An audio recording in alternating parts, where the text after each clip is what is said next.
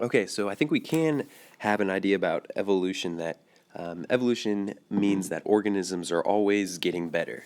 And this is actually a misconception. And so I blame mostly popular media and Pokemon for this.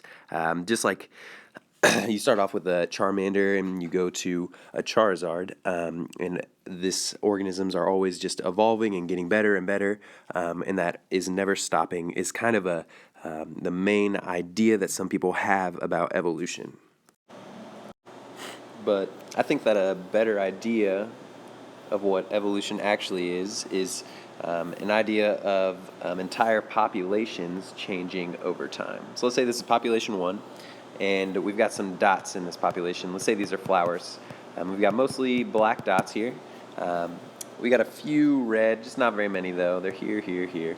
And let's say this population is alive for a long time and it's reproducing, and some are dying and some are surviving, let's say for 20 years. Doesn't really matter how long, say 20 years. And this is the new population. So after 20 years, the population now looks like this. And we've got all these red flowers now. So it's not just dominantly black flowers, but we've got a lot of red flowers. There's still some black flowers here, but do you see how the red flowers compared to black flowers ratio has changed? That is really a better idea of what evolution is. It's changes in entire populations over time. So we started with this misconception that organisms are always getting better. And that, I mean, I can understand why we would have something like that, why we would think something like that, because organisms that tend to survive tend to reproduce, and so you could maybe think that they're always getting better. But in the last slide, we looked at how really it's entire populations that evolution is talking about. And then here I want to talk a little bit about getting better, this idea of getting better and how they're always getting better. Over here, we've got a pretty cool picture of, it's called a frilled shark. And it was born, it is in the Cretaceous period when this guy came around, and that was 65 million years ago. So 65 million years ago, we have fossil records of this frilled shark. It looks pretty terrifying.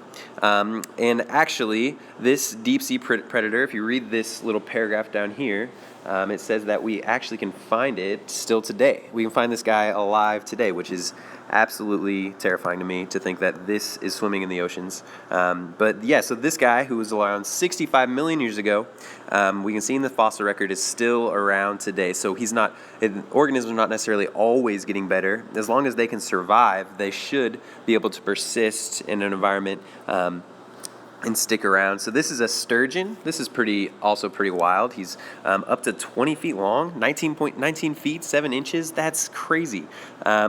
And so a lot of these kind of prehistoric animals are kind of going extinct, or they're being poached. And so you can see this one is for its eggs and to make caviar. That's like some kind of coffee, but it's not important. The point is that this guy is really old. He was around in the Jurassic period, and he's still around today.